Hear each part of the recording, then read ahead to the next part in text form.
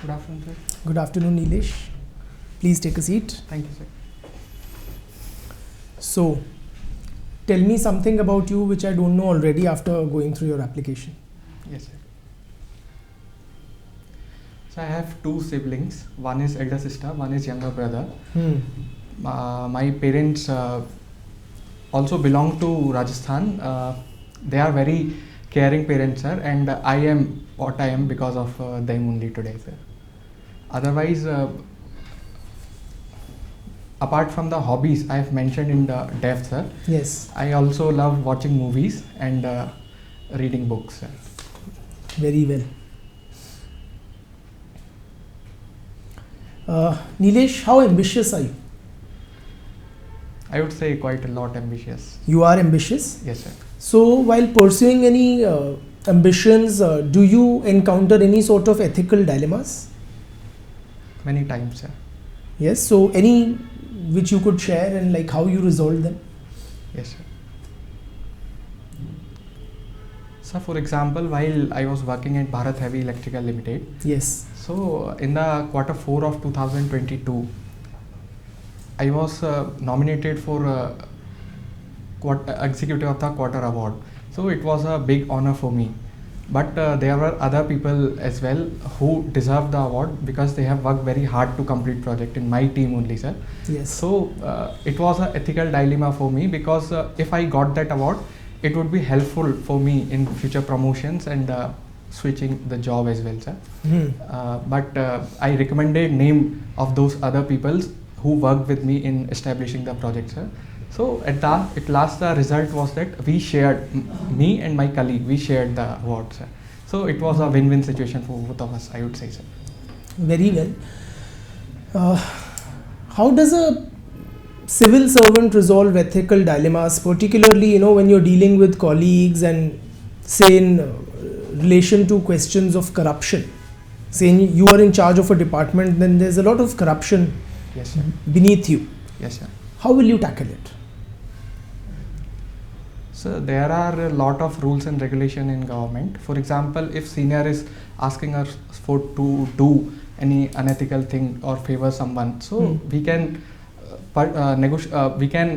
make him understand that this is unethical. Second, we can complain about him to superiors. Regarding subordinates, we can make them understand by talking to them, by experiences, by sharing our own experiences with them. Otherwise, we have a legal route to follow, sir. We can complain to higher authorities or in ethical committees in government bodies, sir. Ji. Neelesh, where have you spent most of your life? Like which part of the country? In Rajasthan, sir. Rajasthan, and in Rajasthan which district? Karoli district, Hindon city, sir. Around 15 years, I would say, in Karoli district, sir. Then around 5 years in Jaipur. Then after 4 years, I have been in Telangana, sir. Very well. So, can you give me a sociological profile of Karoli district? Yes, sir.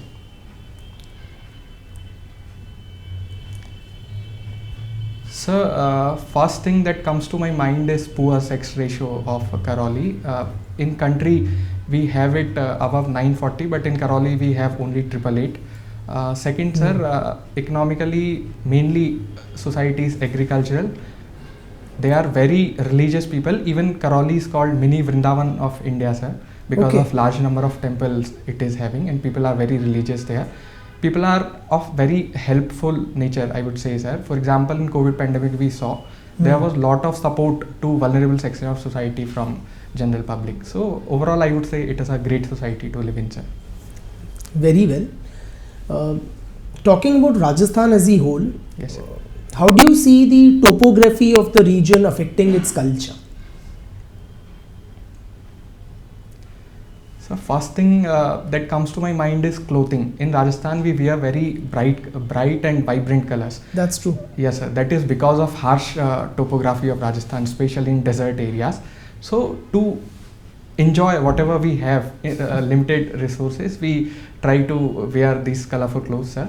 Second, food habits of Rajasthan are also affected by topography. We take spicy food that is rich in ghee or oil, I would say, sir.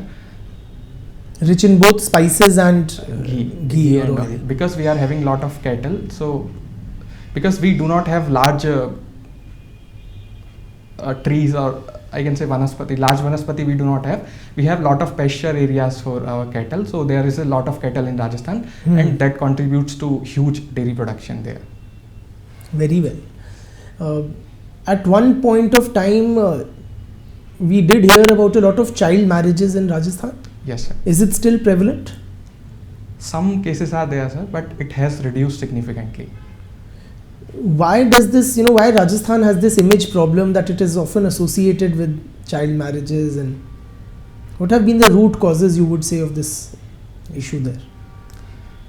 So in my understanding, this problem comes from history itself, sir. In era of Rajput rulers, they started this practice of child marriage. Then due to the authority they had on society, it got continued, sir.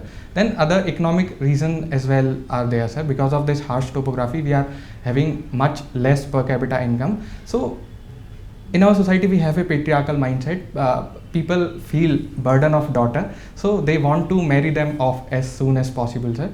Also, another reason is safety and security of women. At a time, there was law and order situation was not good in Rajasthan. So father thought ki as soon as possible we should marry off our girls.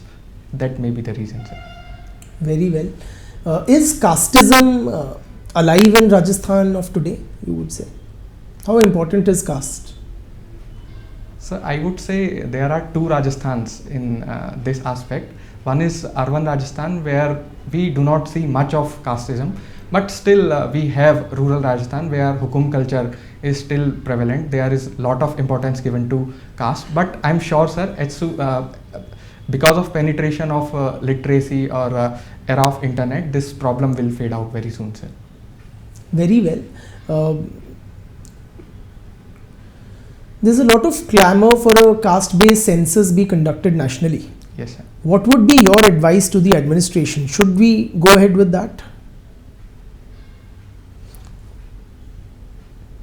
In my opinion, definitely we should go for caste census, sir, because it would provide us with data, authentic data that we can use to make policies and better implementation of those policies. However, we should keep in mind, sir, these caste census has the potential of triggering communal disharmony, I would say, sir, for the lack of correct word. But we should not make the data public. The data should be with government, and they should use this data to make policies. So you're saying the caste census should be conducted, but the data should be withheld from the public? Yes, sir. Very well. What would you say are the key concerns of the tribal population in Rajasthan? May I take a few seconds, sir? Please.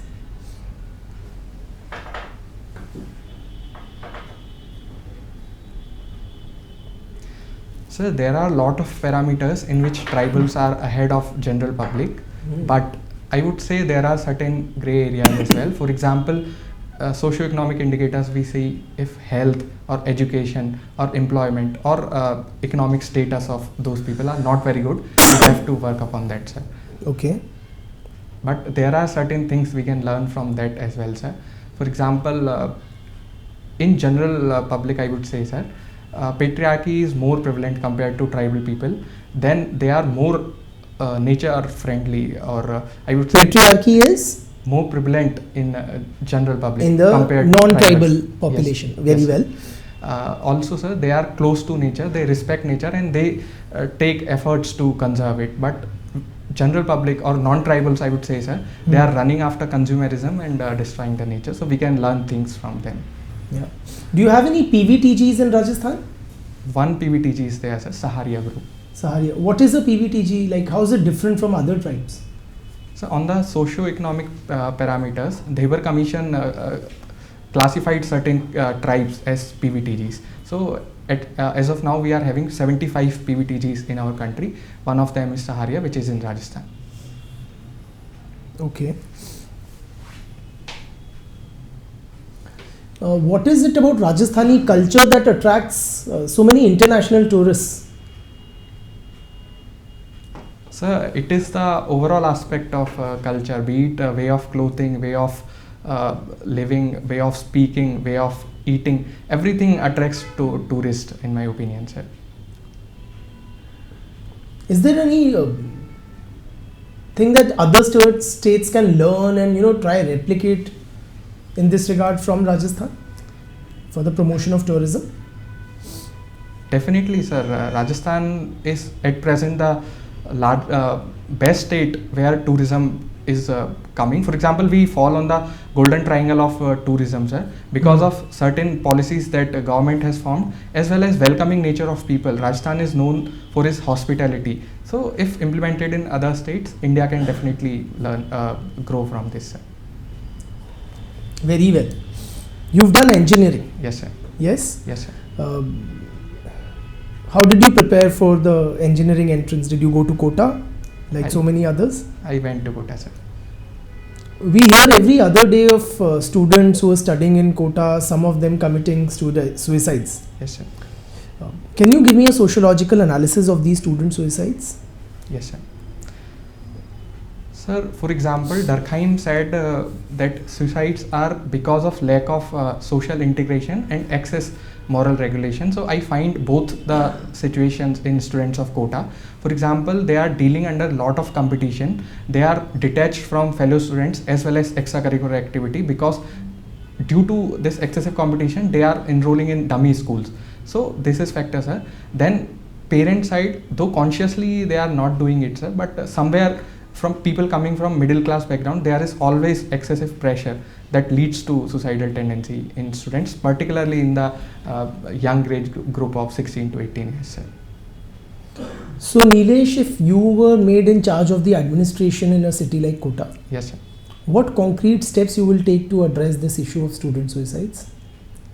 So first, I would completely, strictly abolish the concept of dummy schools, sir. They have to go to school, they have to participate in extracurricular activities if they want to, of their own choice, but they should participate in extracurricular activities, interact with fellow children. Second, sir, already government has done this. They have banned students below 16 years coming to city of Kota, so that is also a welcome step.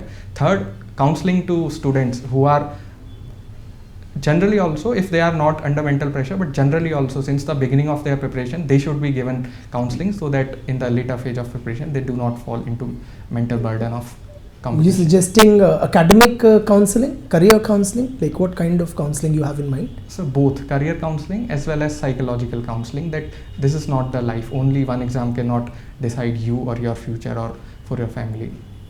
That kind of counseling. Very well. Neelesh, in your college, tell me, what was the gender ratio in your batch? So mechanical engineering is particularly notorious for very less number of girl students. Ours was only 4 female candidates were there, 89 male students were there. Yeah. So what accounts for this pathetic gender ratio in STEM fields in general and certain branches like mechanical in particular, you would say? So if I had to talk about mechanical, then it is a general perception that mechanical jobs are mechanical in nature, if I may say so, sir. They have to work with hands. In general, it is a perception, but it is not so, especially in the modern era where mechatronics and other robotic branches are coming up. Second, I would say, sir, it is a general patriarchal mindset of our society. Girls are not given enough opportunities. They are simply pushed in art field or other, because they are considered mentally inferior, that they will not be able to compete in the STEM fields. So that is also one reason, sir. However, I have observed, sir, our branch topper itself was a girl student. So if provided enough opportunities, they can do wonders. Is robotics, which you mentioned, is it like a subfield of mechanical engineering? Not Will that be a correct way of characterizing it? In my opinion, no, sir. Mechanical engineering can contribute to the field of robotics, be it manufacturing of hardware or process optimization or enhancing the thermal efficiency of circuits that goes into robotics. But it contributes a lot from electronics engineering, computer science, mechanical engineering, electrical engineering and various other branches as well, sir. Tell me, like, in your assessment, is there caste-based discrimination in engineering or higher education in India? So whatever I have observed in 4 years of my graduation, I did not encounter any particular caste-based discrimination. but the data shows us that still there is caste-based discrimination, whether in premier institutes like AIMS or IIT. We see very few lower caste students getting PhD, or very few professors getting promoted from lower caste. So we can see from data that yes, it exists, but personally I have not observed it, sir. Very well. In your view, should the creamy layer criteria be applied to reservation for scheduled castes and scheduled tribes? Definitely, sir. Our founding fathers put the provision of reservation so that really needy people can avail the benefits of it. But we are observing that in recent times, only people who are well off, reservation is getting limited to certain subgroup of certain caste or certain tribe. So definitely we should implement this creamy layer criteria, in my opinion, sir. Very well. You've been working in BHEL. Yes, sir. For how many years? Around 4 years, sir. Okay. Are you aware of the difference between a Maharatna and a Navratna and what's the third? Mini Ratna. Yes. Yes, sir. What is it? On the basis of turnover and profit they are making, sir, they are classified in 2013. Government classified these PSUs into these 3 categories. On the basis of these categories, they get certain operational freedom and decision-making powers. So, what is that classification? If you could just shed some light on it. Sir, numerical data I have to read upon it, sir. Okay, and how are their powers different? Any clue? Yes, sir. For example, they have to recruit manpower. So Maharatna will be having maximum flexibility for the number of people they want to recruit on what.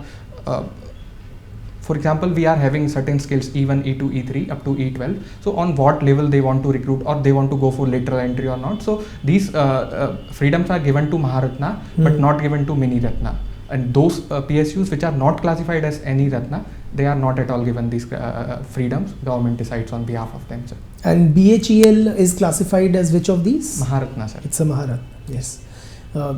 What is your sense, like, should BHEL be privatized? Or the government should, perhaps sell some of its stake? In case of BHEL, I do not agree, sir. It should be privatized. With the 63% stake government is holding at present, and around 37% is already with public and institutional investors. Yes. So with 63% stake government is having, government can push BHEL for better performance so that it gets better revenue. Also, sir, government is already trying to bring in expert management people so that we can turn around the company. Already we are in profit, but we need to work upon certain areas such as project execution so that we can become truly one of the leaders in PSU. There is talk that BHEL be declared as a strategic PSU. Yes, sir.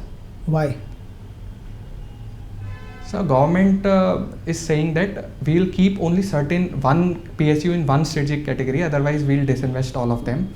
So there is a demand from people that BHEL be declared as a strategic PSU and save it from disinvestment. Also, sir, BHEL is involved in a lot of sectors, be it generation, transportation, transmission, defense, or other solar power also. So India's priorities are exactly these sectors, sir. For example, we want to become the leader in energy generation, energy consumption. We want to be, we want to enhance the Make in India, Indian manufacturing in field of defense. So we need such PSUs so that we can keep our leadership in these areas, sir.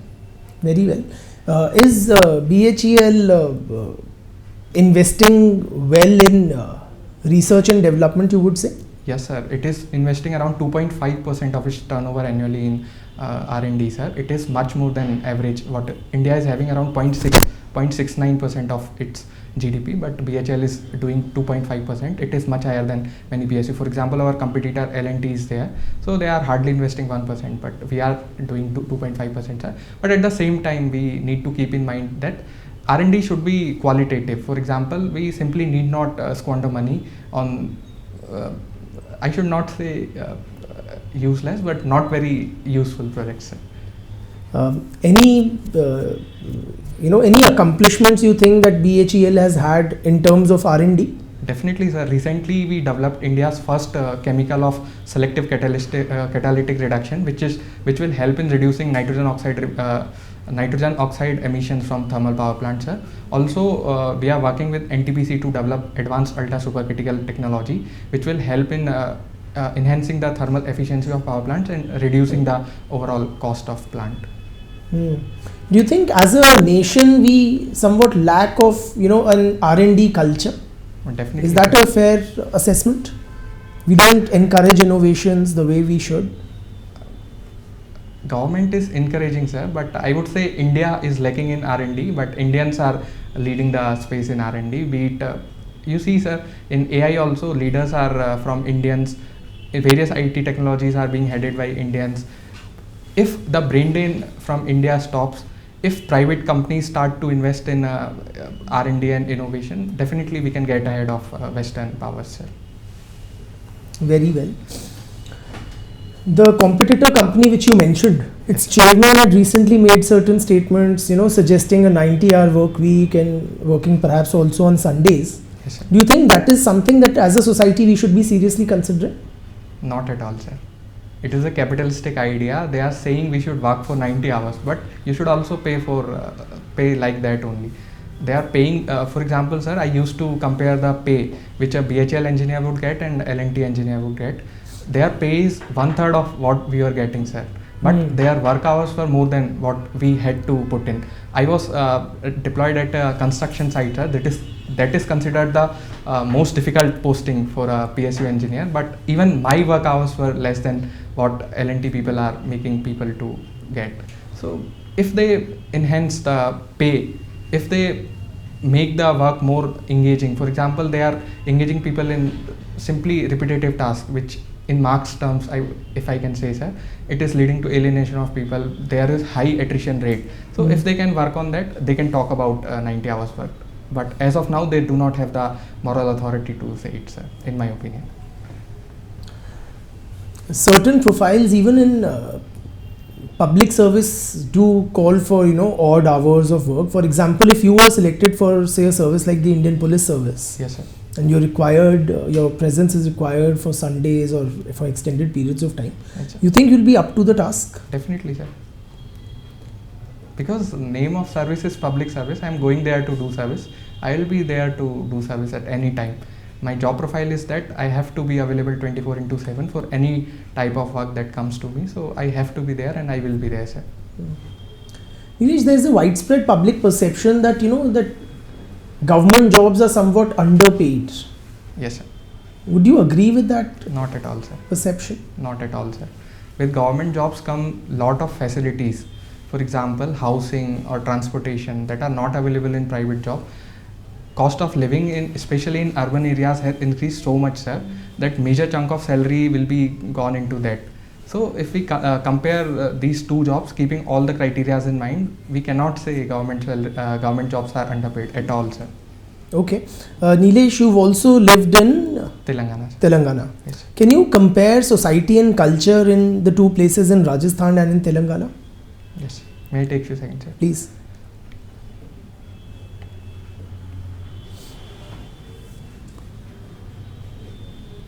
So first point that comes to my mind is women participation in public sphere. In Telangana, it is much more compared to what we see in Rajasthan, sir. Then food habits, way of clothing, language, all of these are also a major difference in Rajasthan and Telangana, sir. Otherwise, one more difference comes to my mind, sir. In Rajasthan, we are more dependent on traditional industries, be it tourism or jewels or jewelry, gems and jewelry. But in Telangana, they are emphasizing on IT industry, pharma sector, pharmaceutical industry. So that is also a difference, sir. Okay. Tell me about the Telangana movement. Are you aware about it? Are you asking about pre-independence era or recent one, sir? Not the rebellion of the early years, the movement for the creation of the Telangana state. Yes, sir. Sir, it was a general perception among people of Telangana that we are a resource-rich region, but all the benefits are being accrued by state of Andhra Pradesh, especially people in Simandra area.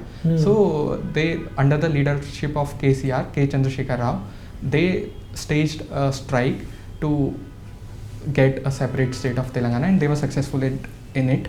In 2014, state of Telangana was created, sir. Very well. Do you think that the underlying objectives for the creation of Telangana, have they been met? So I would not say 100% success has been achieved, but there is a significant improvement. If we see in terms of economy, per capita income of Telangana has increased much more. Rate of growth, if we talk about it is much more than what it is in case of Andhra Pradesh, sir. Also, I would say, sir, because of inclusion of Hyderabad in Telangana, both IT industry and pharmaceutical industries are mainly located there. So in long term also they will be benefiting from that. Apart from that, sir, cultural identity which Telangana fought for, that we are somewhat different from Simandhra people. So that till now they have not been able to establish. Still, especially in northern India, people of Telangana and Andhra Pradesh are considered Telugu people and of similar culture, sir. Very well. I see that you've taken some sort of interest in renewable energy sector. Yes, sir. Yeah. Particularly, you've done projects for solar air heater efficiency enhancement. How do you envisage India's role in the promotion of the adoption of solar energy internationally? India is emerging as a leader in this arena, sir, especially leader of Global South. Recently, we have established, yes, sir. Especially leader of Global South, sir. Global South, yes. Yes, please continue. Recently, we have established International Solar Alliance (ISA) in 2015. That has expanded to 100 plus countries as of now, sir. We are promoting for adoption of solar energy by various countries. We are helping, especially African countries. We are helping in technology transfer, sir. However, the major concern is of supply chain issues, sir. We are dependent.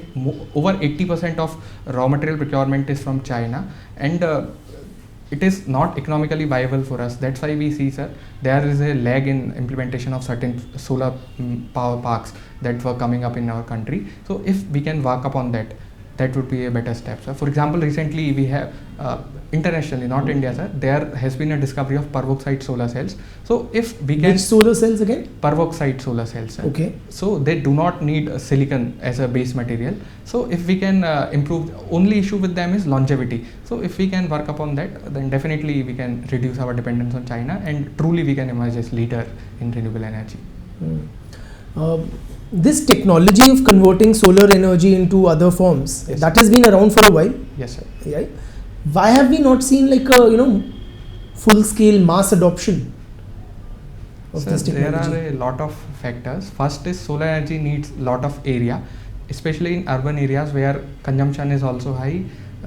Scarcity of area is there. Second, solar panels have limitation of efficiency. Around 30% we have been able to achieve because of material, because of weather conditions. Lot of pollution is there because of conditions in India. So there is a limitation of efficiency as well, sir. And third, as I told you, it is renewable energy should be economically cheap for people to adopt them at mass scale, sir. But till now it has not been the case because of supply chain gaps. So government is trying to give subsidies so that mass adoption of this happens. Isn't the per unit cost of solar power lower than traditional sources of power like coal?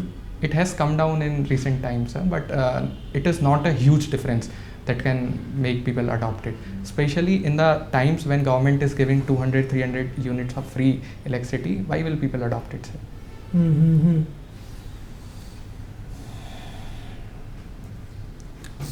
And one more issue is there, intermittency in renewable energy. That is also a big barrier for people to adopt them. If we are able to... What do you mean by that?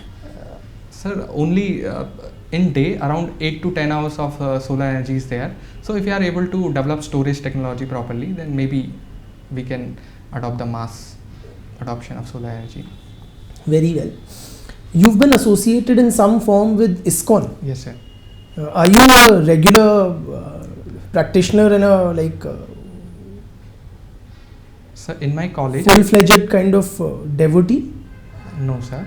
In college, I was a full-fledged devotee, but now I have taken the learnings they imparted and I try to adopt them, but I do not regularly go to their places and listen to them, sir. But you did for some years? Yes, sir. For 1.5 years I did, sir. So do you think like it is practically not a feasible path, the one which organizations like ISKCON promote for ordinary folks? In my opinion, definitely it is a feasible path, sir. They do not talk about vairagya, that is completely leaving home and worldly responsibility. They talk about chanting name of God. They talk about meditation. They talk about adopting sattvic habits. They talk about doing good to other people. So they do not talk about anything that is not adoptable in general life, sir, in my opinion. What is your sense, like is vegetarianism superior as a way of life to consumption of non-vegetarian food items? Not in my opinion, sir. People have individual food choice and I respect all of them. However, we should keep in mind the impact they are creating. For example, it is said in a recent economic survey, it has been said that meat consumption is the major contributor of climate change in greenhouse gas emission as well as water consumption. So they should keep in mind the negative impact it is creating on environment, but it is individual choice and we should leave it to them. Okay. What do you understand by Gaudiya Vaishnavism? Yes, sir. So it is a tradition in Hinduism which was started by Chaitanya Mahaprabhu in Bengal region, if I am recalling it correctly, Yes. sir. So it focuses on chanting and dancing to the name of God and leading simple life. Yes, that's right. And who founded this organization? So Acharya A.C. Bhaktivedanta Srila Prabhupada, we call him, sir. Yes. But I think Abhay Charan Das was his name, if I am recalling it correctly. Yes, absolutely. Yes, sir. What has been, in your assessment, the contribution of ISKCON in spreading Indian culture on the international stage? May I take you a second, sir? Please. It has been a great contributor, sir. Acharya went to US in 1966, if I remember correctly, sorry, sir. So he spread the Hinduism, especially Gaudiya Vaishnav Sampradaya there. He spread not only the cultural beliefs but also Indian cuisine and Indian food. He started free food program for all, which even people like Steve Jobs benefited from that, sir. So enhancing in India's soft power, I think ISKCON has played a great role. Even in Eastern Europe, sir, it is said, I am not sure about it, it is said that in bringing down communism, ISKCON played a great role, sir. Yeah. Is that something which the organization itself claims publicly? Or is that like one of the... It does not claim, sir. That is why I am saying I am not sure about it, but it is said in public, sir. Very well. Certain leaders of ISKCON in Bangladesh were Yes, sir. Targeted and even arrested, if I remember correctly. Yes. What was the whole issue? Yes, sir. Since August 5 incident, sir, when Sheikh Hasina regime was ousted from Bangladesh, there has been various incidents of riots in which minorities, particularly Hindus, were targeted. So Chaitanya Prabhu, who was the leader of Bangladesh ISKCON, he raised the issues of minority, but Bangladesh government, the caretaker government, mistook it for rebellion and accused him of sedition, if I am using the right word, sir. So he has been jailed, but ISKCON as an organization maintained distance from him. However, they supported him ideologically that he was not doing any rebellion, he was doing it for the sake of minorities, not only Hindus but all the minorities. But they have said that they will cooperate with the authorities and whatever investigation that they are doing. Neelesh, what is your sense? Like, should the Indian government intervene to secure the conditions of the minorities in Bangladesh? And can we intervene? So in my opinion, we should not intervene because as Gujarat doctrine says, sir, we do not intervene in sovereign affairs of other countries, and that is the reason we have a respect of global leader of global South, sir. So we should not intervene, and the law will take its own course, sir, because the caretaker government will last. I think they have announced that this month and they will conduct election. So right now the anger is against Sheikh Hasina, and they are mistaking Hindus for backing Sheikh Hasina. So once the regime transfer takes place, I think situation will become normal there. Okay. We see nowadays a lot of ISKCON priests, their clips Yes. circulating widely on social media. Yes, sir. Do you see this as a healthy trend? Definitely, sir. Because all they are talking about, either they are talking about motivation or a good way of life, or they are talking about coming out of consumerism and materialism that we see generally is a trend in our country. So following these tips, I think our country and its people can benefit, sir. Very well. Are you aware, like, is there any difference between Srimad Bhagavatam and the Bhagavad Gita? There is a difference, sir. Bhagavad Gita was spoken by Lord Krishna on the battlefield of Mahabharata, but Bhagavad Gita, I'm not sure, sir, but Bhagavad Gita is around Leelas of Bhagwan, what God did in various incarnations. So these are two different things, sir. Can you please repeat what you just said? Sorry, sir, if I am wrong, but Bhagavad Gita was the Updesh given by Lord Krishna to Arjun on the battlefield of Mahabharata. But Bhagavad Gita, Bhagavatam, Srimad Bhagavatam. Yes. Sorry, sir. Srimad Bhagavatam is about various incarnation of God and what they did to teach humanity. Very well. You practice yoga. Yes, sir. Do you think the practice of yoga has changed over time, or is it the same, what it was in the ancient period and what we do today? Is it the same, or you think there have been any substantive changes in how yoga is practiced? There has been a lot of changes, sir. For example, we have the concept of power yoga, which combines both gymnastics and yoga to emphasize upon physical fitness, if I may say so, sir.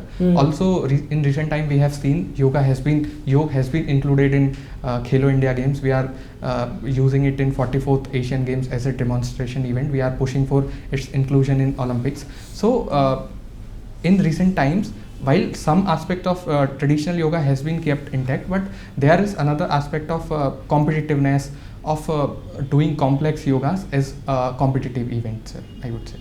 Will it be correct if I were to describe yoga as a set of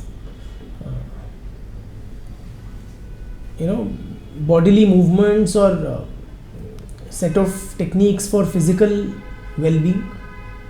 So it would be an incomplete definition. Yoga is more than that. For example, in Patanjali's Ashtanga Yoga, he talks about asana, pranayam, yam, niyam, dhyan, pratyahar, dharana, samadhi. So there are 8 limbs. Some talk about physical asanas, as you mentioned, sir. Some talk about meditation, control of breath. Some talk about control on our food habits, control on our thoughts, control on our activities. So it is a way of life, I would say, sir, more than an exercise. So do you practice the whole way of life of a yogi, you would say, or focus only on the physical? So my focus is on pranayam and asanas, but in general, I try to keep my food as clean as possible. I try to keep my conscience as clean as possible, sir. Okay. Do you see a trend towards commodification of traditional knowledge and belief systems like yoga? Definitely, sir. There are a lot of yoga gurus we see these days, especially in Western countries, who are charging a lot of fees, and they are emphasizing on physical activity only, not emphasizing in one sense, sir, it is good. It is spreading yoga among people, not only in India but in abroad countries. But also there is a negative aspect of it. People, just for the sake of name of it, they are making money and they are engaging in wrong practices, sir. And why has yoga become so popular globally? It's an Indian practice after all. So people have seen the benefits people get after doing yoga, especially after Corona, when not only physical health was concerned, but mental well-being was also a big concern. So people shared their experience on social media that reached Western countries and people started adopting it. Very well. You've been a student of sociology, Neelesh? Yes, sir. Who is your favorite sociologist, you would say? So I would pick M.N. Srinivas as my favorite sociologist because of village studies he did and brought out the reality to the whole world. Okay, so can you list some of the books, titles of the books authored by M.N. Srinivas? So So first one that comes to my mind is about Kurg. I'm not recalling the exact name, sir, but it is about way of life of people and religion society of Kurg, like that. It is there, sir. Others also, sir. I have to read more about it. I'll read, sir. Okay. Can you tell me in a nutshell what Srinivas says about Indian society? Yes, sir. So Srinivas demolished the concept of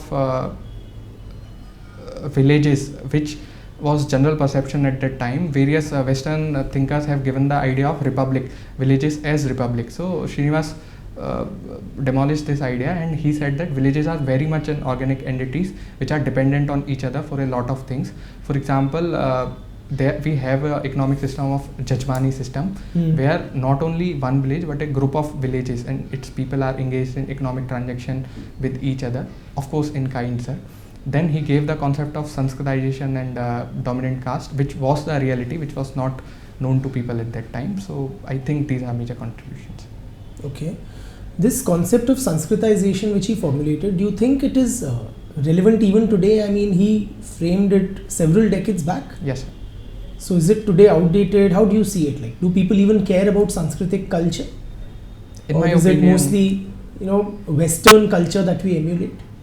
There are some aspects of Western culture that people are running after, sir, but Sanskritization, in my opinion, is a continuous process even today, sir. For example, we have seen in Mahakumbh, there are over 50 crore people have reached. So 50 crore people cannot be from the Dvijvarna only. So there are a lot of people from lower caste. Earlier that was not a practice. So emulating the practices of upper caste, they are going for pilgrimages. They are use of social media and TV broadcast of various kirtans, bhajans and various satsangs. So they are also involving in them. Way of clothing of people, I would say, sir, it has been more towards westernization, but in rural areas still we see people adopting dhoti kurta as their daily as their staple way of clothing, sir. So wearing kurta pajama or dhoti, is that an aspect of Sanskritization, you would say? In my opinion, it is, sir. Earlier only Brahmins or upper caste people used to wear dhoti kurta. Lower caste people hardly used to have clothes to wear, but even if they had, they used to wear kind of minimal clothes, but now they are opting for dhoti kurta. Very well. Are you in any way a different person having studied this subject? Has the study of this subject changed you in any way, you would say? There are a lot of things it has changed me, sir. For example, condition of women. I used to think that since women are not working, that's why their condition is poor, or they do not have certain skills that men have to interact in outer world, because of that their condition is poor. But now I understand that it is the systematic patriarchy that has reduced them to the mother and housewife role that they are subjected to, and they are, if I can say it, sir, they are bound into shackles of this patriarchy that they are not able to rise. Even women which are having very high education, very high earning capacity, are bound into household. So yes, it has changed me, sir. Very well. Will it be wrong if I were to make an assessment that pro-women laws are being misused on a massive scale nowadays? There are certain cases of misuse of this laws, sir. But still, if we see the number of cases in which men are committing atrocities on women, it is much higher than what number of misuses of these law we are seeing, sir. For example, the most disturbing cases of an engineer, I'm forgetting his name, sorry, sir. Atul Subhash, yes, thank you, sir.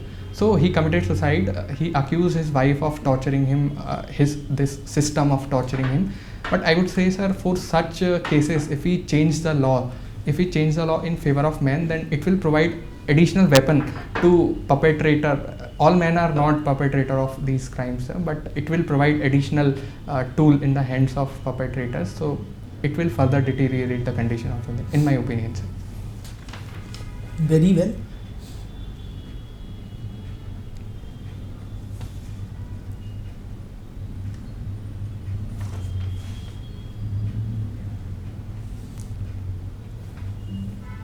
Can you recommend some movies that you've seen recently which you particularly liked? Sir, definitely, sir. Recently, a movie called Mrs. has been released. It is lead actor is Sanya Malhotra. So it will change the perspective of any person on patriarchal aspects, sir. I would highly recommend it to anybody, sir. Yeah. And which is the latest book that you have read? I have read that Second Sex by Simon de Beauvoir, sir. In January, I have read it, sir. Yeah. Would you say that Hinduism is anti-women?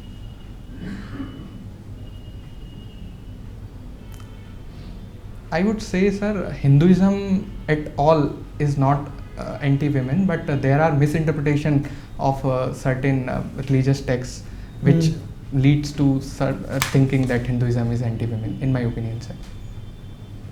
Very well. You have any secret talents or abilities, Neelesh? I am a bathroom singer, sir, Yeah? but not So- a good one. So, let me judge that. Okay, sir. Can I have something to judge you by? Yes, sir. Let me think of a song, sir, which I can. So there is a song from the movie Dam Laga Ke Haisha. It was Ayushmann Khurrana was in lead role and Bhumi Pednekar was the heroine. I'm not feeling very good, sir. I'm feeling nervous, but I'll try, sir. Please. ये मोह मोह के धागे तेरी उंगलियों से जा उलझे कोई टोह टोह ना लागे किस तरह गिर ये सुलझे है रोम रोम एक तारा. Very well, Neelesh. I would say you qualify to sing outside of the bathroom as well. Thank you, sir. Huh? So, any topic of discussion where you like to be asked questions where you think we've not touched upon or sufficiently discussed? So I'm not sure, but in international arena, what Donald Trump is doing, he's backing away from DEI provisions, he's backing away from transgender rights. Yes. So we can discuss if you allow, sir. Okay, what is your sense? Like, what will be the impact of the election of Donald Trump to US presidency on Indian migrants to the United States? Yes. So in my opinion, it would create a deterrence for illegal migration, sir. It also provides an opportunity to Indian government to crack down upon various organizations that are, we call it kabutarbaji in local language, sir. They are contributing in illegal migration to countries such as US, Canada, UK. So we can work upon that, sir. And why is it called kabutarbazi? I'm not sure, sir. I'll have to read about it. Okay. What is the policy orientation of the Trump administration on the issue of gender? Are you aware? Yes, sir. Trump has said that we identify only two genders, especially in army, in sports. So transgenders will not be allowed to take part in any women event.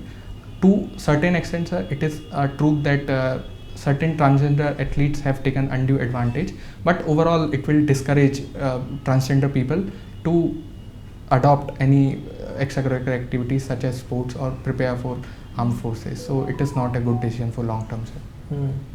And what is Doge, D-O-G-E? Yes, sir. Not talking about the cryptocurrency. Yes, sir. It is a Department of Government Efficiency that was created by Donald Trump, sir. It aims to decrease the size of government, to reduce government expenditure and bring more efficiency in the government, sir. Do you think in India also we should have our own version of Doge? Sir, we should work upon enhancing the efficiency of government servants, government departments and the various agencies, but reducing the number of public servants in India is not a solution, sir. Already by the world standards we are having quite less number of people, and being a welfare state we need much more people than what we have today. So we should focus on efficiency but should not reduce our workforce, sir. Are you aware of any government initiatives in India? Yes, sir. For improving administrative efficiency, which are already in place? Yes, sir. I have heard about Karma Yogi Mission, sir. Karma Yogi Mission talks about giving civil servants skills that they can contribute to society in a better manner in policy formulation as well as policy implementation. Very well, Neelesh. Yes. Thank you. Thank you very much.